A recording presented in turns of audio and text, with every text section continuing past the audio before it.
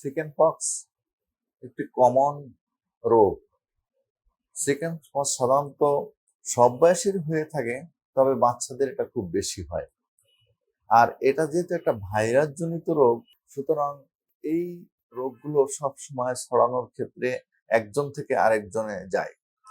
বিশেষ করে এটা বাতাসের মাধ্যমে ছড়ায় বা কোনো ব্যক্তির সংস্পর্শে আসে, এই চিকেন পক্স হয়। সাধারণত একজন বাচ্চা যদি চিকেন পক্সে আক্রান্ত হয়, তাহলে ওই ফ্যামিলিতে অন্য বাচ্চাও চিকেন পক্সে আক্রান্ত হয়। অথবা স্কুলে একটি বাচ্চা যদি চিকেন পক্সে আক্রান্ত হয়, তাহলে অন্য বাচ্চাও চিকেন পক্সে আক্রান্ত হতে পারে। এই জন্য বলা হয় যে চিকেন পক্সে আক্রান্ত হলে ওই সমস্ত বাচ্চাদেরকে স্কুলে না আসার জন্য পরামর্শ দেওয়া হয়। সাধারণত এটাকে কোয়ারেন্টাইন ডিজিজ বলে, যে সমস্ত রোগ ছড়ায় ভাইরাসের মাধ্যমে, যাগুলো একজন থেকে আরেকজন সংস্পর্শে, সেক্ষেত্রে 21 দিনের মতন ছুটিতে রাখতে হয় ওই বাচ্চাদেরকে। তা না হলে ওই বাচ্চা থেকে অন্য বাচ্চা ছড়ানোর সম্ভাবনা থাকে। তাহলে চিকেন পক্সটা কিভাবে আমরা বুঝবো যে এটা চিকেন পক্স হয়েছে? সাধারণত অল্প পরিমাণে জ্বর থাকে, এরপরে দেখা যায় কিছু সময়ের জন্য গলায় ব্যথা হতে পারে, সর্দি হতে পারে, একটু শরীর ব্যথা হতে পারে।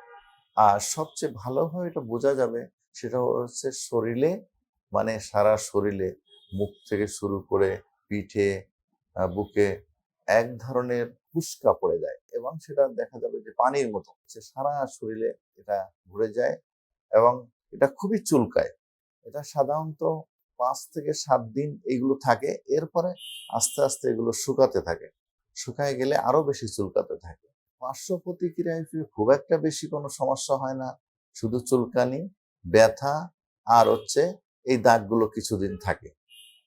আর যে সমস্যাটা হয় সেটা কোনো ক্ষেত্রে যদি তাদের খুব বেশি হয়, তাহলে এটা মাথা ব্যথা হতে পারে, জন্ডিসও হতে পারে, এবং কখনো খিঁচুনি হতে পারে, তবে এর সংখ্যা খুবই কম। তাহলে এই চিকেন পক্স হলে আমাদের করণীয় কি? চিকেন পক্স হলে আমাদের করণীয় হচ্ছে, যেহেতু এটা ভাইরাস, এটার জন্য তেমন কোনো ঔষধের দরকার হয়, অ্যান্টিবায়োটিকের দরকার হয় না। তবে জ্বরের জন্য, ব্যথার জন্য প্যারাসিটামল জাতীয় ওষুধ সেবন করতে হয়।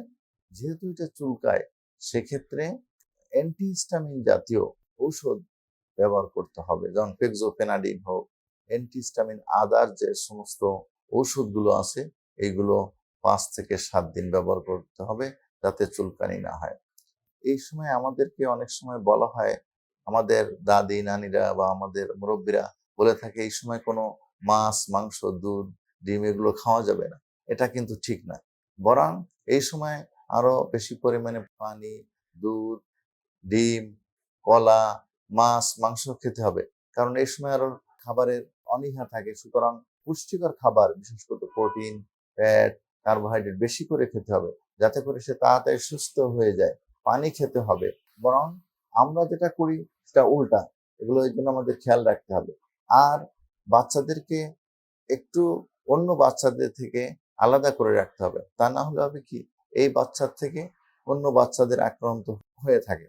আর ভাইরাস যেহেতু জনিত রোগ, সুতরাং এর প্রতিকার আছে। প্রতিকার হচ্ছে, আমরা যদি একজন থেকে আরেকজন আলাদা করে রাখি, তাহলে তার হবে না। আর এই চিকেন পক্সের আবার ভ্যাকসিনও আছে। আসলে 1 বছর পর থেকে চিকেন পক্সের ভ্যাকসিন দেওয়া যায়, সম্ভব হলে ভ্যাকসিন দিতে হবে। আর এই রোগ চিকেন পক্স একবার হলে সাধারণত আর দ্বিতীয়বার খুবই কম হয়, কারণ রোগ প্রতিরোধ ক্ষমতা গড়ে ওঠে, এবং এই রোগ প্রতিরোধ ক্ষমতা গড়ার কারণে সাধারণত আর চিকেন পক্স হয় না। অনেকে জিজ্ঞাসা করে, তাহলে চিকেন পক্সের দাগগুলো থাকবে কিনা? চিকেন পক্সের দাগ সাধারণত থাকে না, যদি নখ দিয়ে এটাকে ইনফেকশন করে না হয়, অথবা কোনো চুলকা এমন ভাবে ইনফেকশন করে ফেললো যে গর্ত করে ফেললো, সেই ক্ষেত্রে। তাছাড়া সাধারণত এই দাগগুলো থাকে না। গোসল করবে কিনা, অনেকে জিজ্ঞাসা করে গোসল করবে কিনা। যে কয়দিন বেশি পরিমাণে এই চিকেন পক্স, সেদিন গোসল করা দরকার নেই, মুছায় দিল। তবে যখন চিকেন পক্সটা তার ভালো হয়ে যাবে, তখন তাকে নিয়মিতভাবে গোসল করাতে হবে। সব ধরনের খাবার সে খেতে পারবে, সাধারণত কোনো খাবারে নিষেধ নাই। তবে যদি কারো কোনো অ্যালার্জি থাকে, হয়তো যেমন গরুর গোশত, গরুর দুধ, বেগুন, ইলিশ মাছ এগুলো খাবার না খাওয়াই ভালো। তাছাড়া অন্যান্য সব খাবার খাইতে হবে। চিকেন পক্স একটি খুবই কমন রোগ। এ রোগ আমাদের অনেকেরই হয়েছে, যাদের হয়নি তাদের ভ্যাকসিন নেওয়া যেতে পারে। তবে হলে আতঙ্কিত হওয়ার কিছু নাই, বরং আর চিকিৎসা আছে এবং প্রতিকার আছে।